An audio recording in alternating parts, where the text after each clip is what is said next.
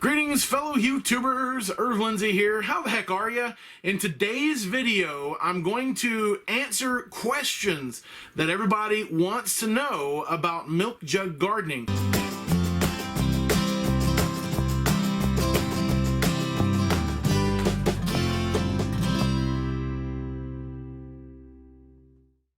Now, milk jug gardening is more properly referred to as winter sowing. So sometimes if you're looking this up, you can look up winter sowing instead of milk jug gardening. But when I first recorded my milk jug gardening guide video back in 2018, wasn't nobody watching my gardening videos. And since COVID-19 and the pandemic happened, this year there are probably 10 times, 100 times more people gardening and getting out in their yards than ever before, and that video has blown up.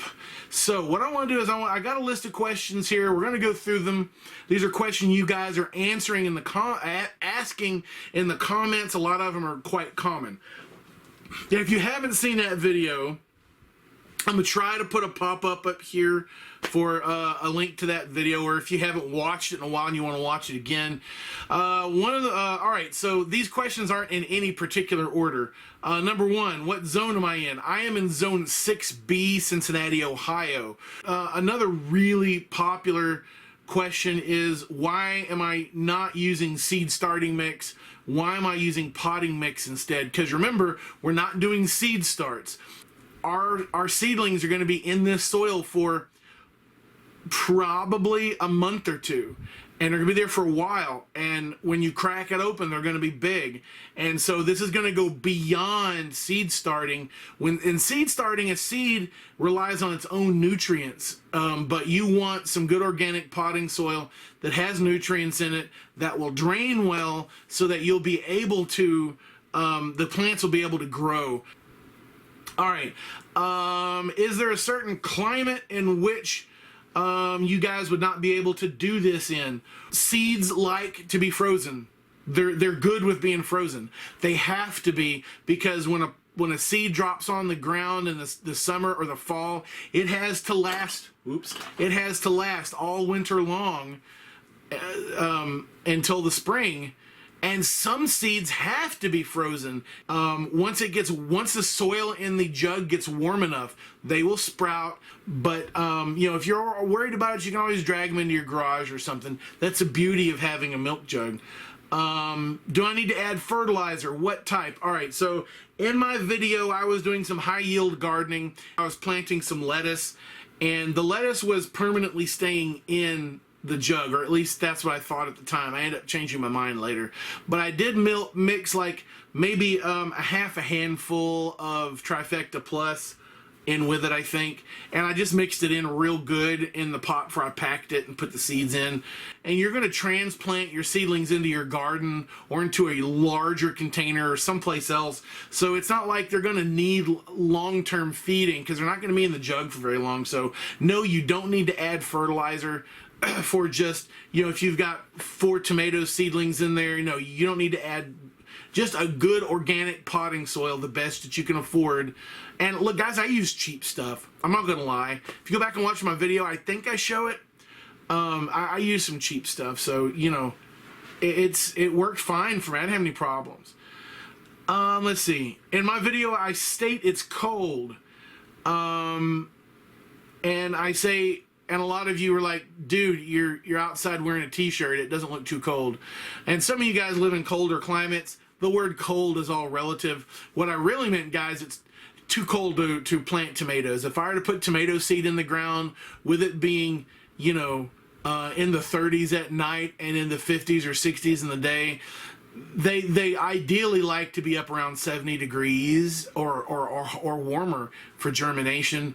They don't grow very quickly in cooler weather, and it depends on the type of tomato, vegetables in general. So what I meant was, it was really too cold for tomatoes to germinate on their own.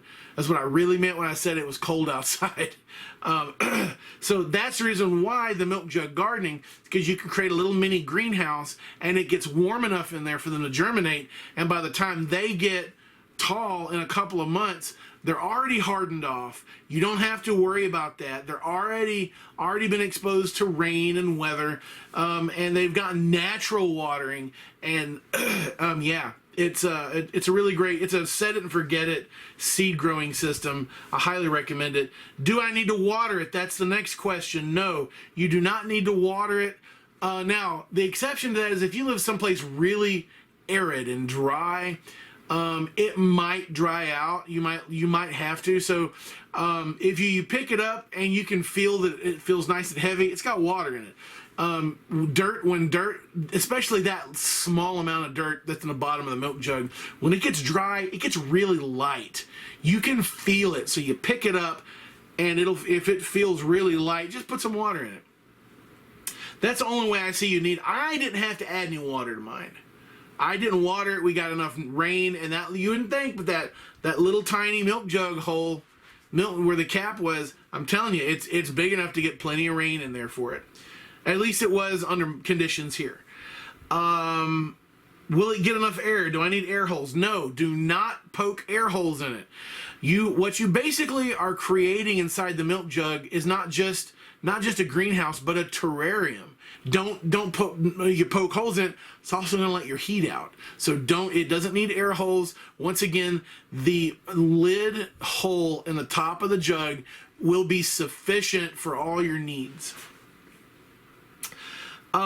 Other types of jugs. Yeah, you don't have to use a milk jug. You can use any transparent or translucent material. Within reason, you preferably want to be BP free. You want to be food grade, food quality plastic. You also don't want to use anything chemicals have been in, so use your best judgment. This is, there's a lot of things you could use, like 2-liter soda bottles, water bottles. Somebody recommended fish tanks.